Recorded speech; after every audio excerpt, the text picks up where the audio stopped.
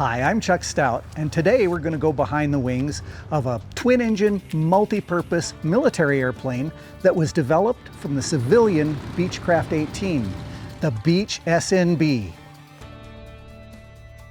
We'll talk to a pilot who flies the SNB, we'll learn a little about its design and development, and then we're going to go fly this thing. It's an honor to be able to fly such an iconic airplane. This is gonna be cool. It's time to go behind the wings. Here at the Wings Over the Rockies Museum, we have more than 70 historic aircraft and spacecraft in our World War II era hangar. One of them is the Beechcraft C-45. I mean, the Beech 18, the twin Beech, no, the Navy SNB. Well, whatever it is, let's go take a look at it.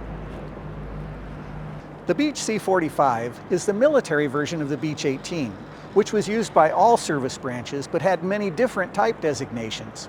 It had various more or less official names: Expediter, Kansan, Navigator, but all versions, civilian and military, are generally just called the Twin Beech.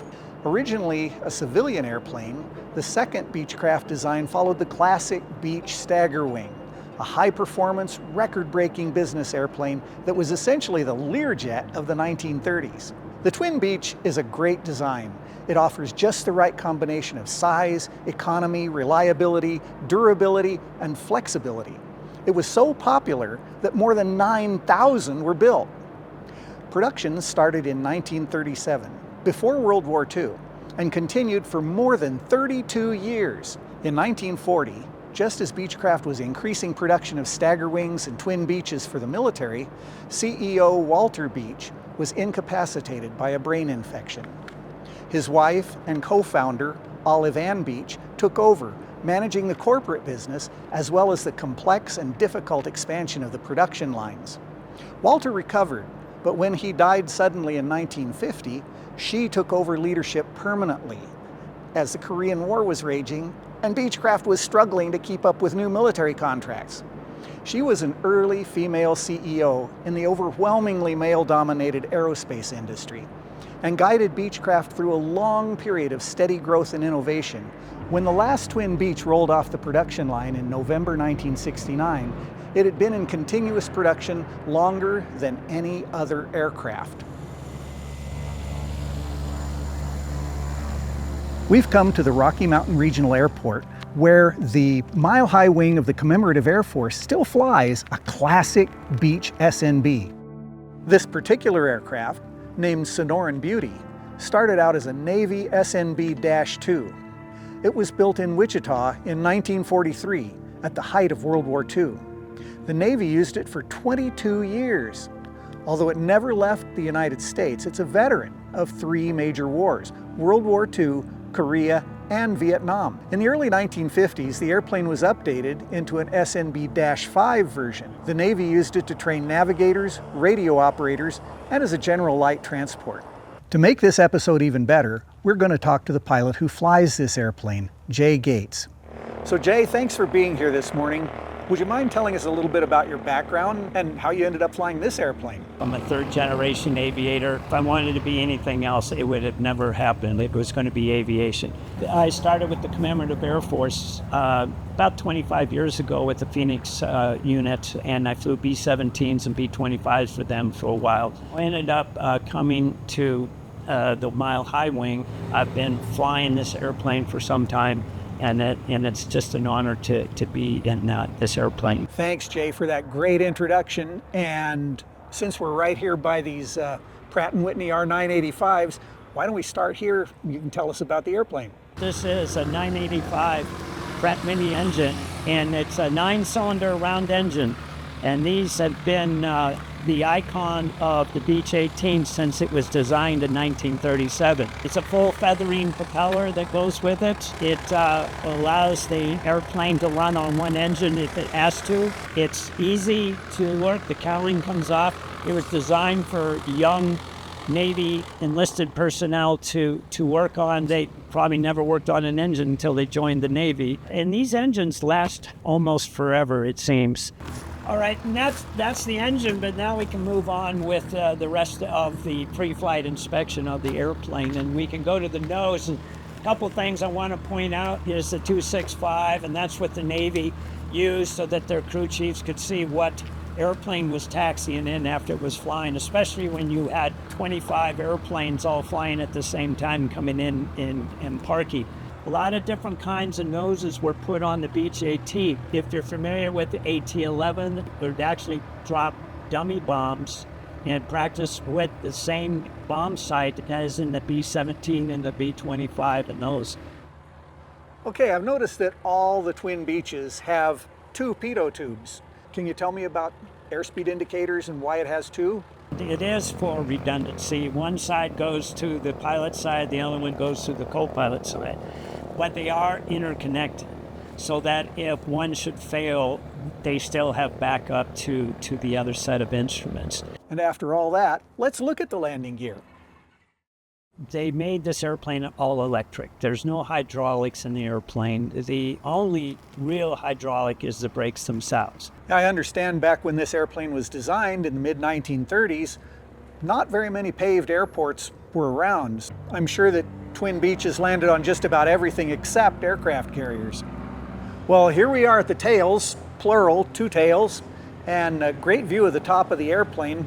What do you want to tell us about back here? This particular airplane, because of what its mission was back in the 40s, it has all kinds of antennas you'll notice on top of the airplane. It also had antennas on the bottom of the airplane. So you have low frequency and you have the VHF frequencies, and all that was part of the top of this airplane. But you're also talking about the back part, the horizontal stabilizer, the elevator trims, and the two rudders. Two rudders are basically positioned directly behind the engines so that you have a little bit better control, especially on takeoff. And then, of course, a little bit on landing, but the power is back on landing. So that's the reason you had a double tail. And you'll notice that the airplane is all metal, but the control surfaces are fabric. And the reason they were fabric is they're much easier to repair. On the warbirds themselves, a bullet would go through a fabric where all you had to do is take some more fabric and glue it back over the hole, and life was good. So I can see why this would be a perfect vantage point during the pre-flight. What do you say we look inside? Welcome to my office. It was designed for single pilot operation. However, there are two sets of controls and two sets of instruments for a co-pilot. And in the case of various different missions, they always had two pilots in the airplane anyway.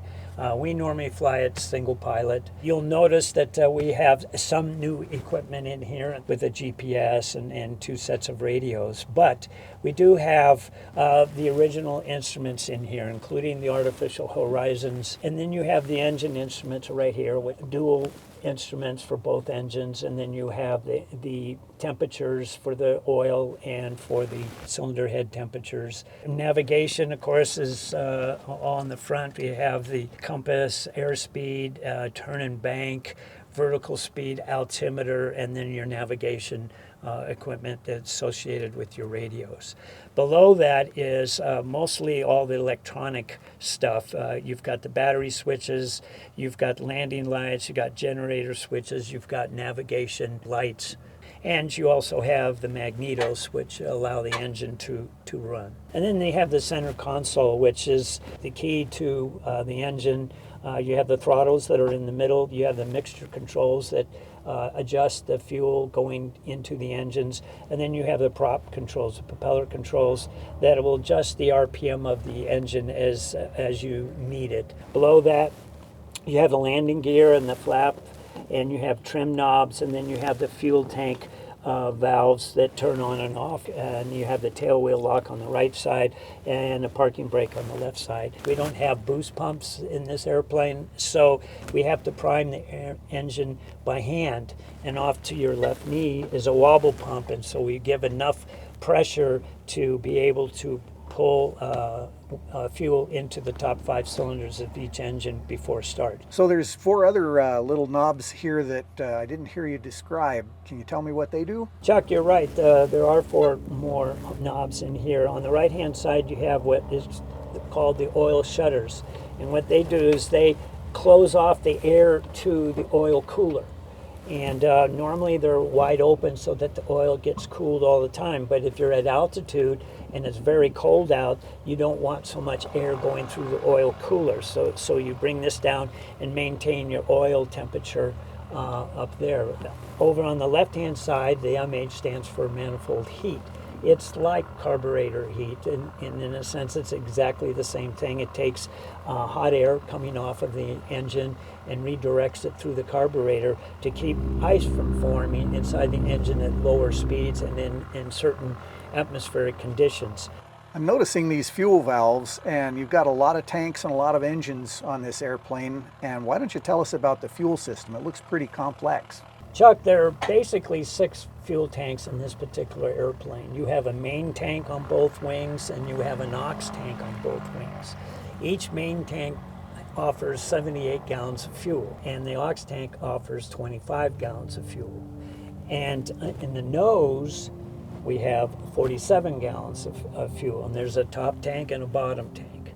So the switch that you were referring to here, if you turn that on, the gauge is here, and you'll notice the numbers on here, those are percent numbers. If I'm on the left-hand tank right now, it shows I have 100% of gas in that tank, which is 78 gallons. I can switch to the aux tanks, and it tells me how much gas. We don't keep a lot of gas in the aux tanks. We keep them wet, but for the most part, it's just additional weight that we don't necessarily need. So we've learned a little bit about the history and the development of the airplane. I'm excited about this. Let's go fly. 1, 2, 3, 4, 5, 6. You want to watch the oil pressure come up?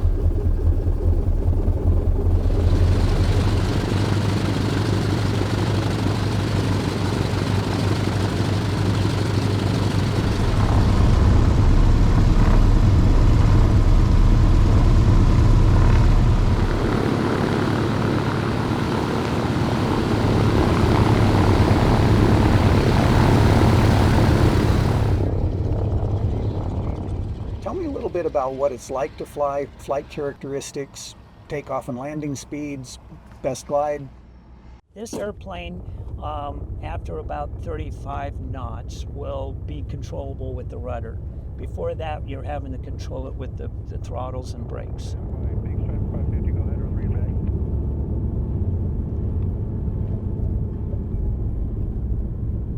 Once you get the tail in the air, then it starts flying like any other airplane, even a nose wheel airplane. It'll take off at about 65 to 70 knots. We take it straight up to about 90 knots and let it accelerate after that. You get the landing gear up. If you're using any flaps for takeoff, then the flaps will come up at the same time. And then off you go. You take it up to about 110 and let it climb out at a normal rate to whatever altitude you're going to climb to. Coming back in for landing, we come into the pattern. We're underneath the landing gear speed, which is 109 knots, and the flap speed in this particular airplane is 101 knots. So it's pretty low. You have to slow the airplane up by other means and take your time when you're coming into the pattern to slow it up so you can get to your gear and flaps. And we approach at 90 knots. We come over the fence at about 80 knots, and we like to touch down at about 75 knots. But by doing that, then the airplane will stop on a dime. If you're fast, then you're going to use up more runway. But if you come in over the fence and land at 75 knots, you can stop this fairly quickly. You are looking at one happy camper. Jay, that was marvelous. That was a wonderful flight. As a pilot, what does it mean to fly this historic aircraft? It's an honor to be able to fly such an iconic airplane. Commemorative Air Force has been around for an awful long time, and they have 185 airplanes. Our idea is to educate, inspire, and honor those people that have flown this airplane and other airplanes too. I'm glad to do it. I've been doing it now for 25 years, and I hope to continue a few more years anyway. This has been wonderful. I really appreciate it, Jay, and I hope that we can do this again. Well, I'm glad you came. I had fun too. The twin Beech was so widely used that you could see them on just about every U.S. military base in the world for about 30 years, as well as on bases in more than 50 countries. The C-45 played a critical role in the military as a multi-engine pilot, navigator, air-to-air gunnery, and bombardier trainer. On the civilian side, they were used for everything, from airline and cargo transport to crop spraying, firefighting, stunt flying, and even smuggling. There are hundreds of twin Beeches still flying, which is a real testament to the staying power of this iconic design. Now, we couldn't cover everything, so please leave your comments below and we'll get to as many as we can. And come to the museum where we have the Army version of this airplane, the Beech C-45. Thanks for watching. If you're a subscriber, thank you very much. If you're not a subscriber, please subscribe. Hey, I gotta get back to work.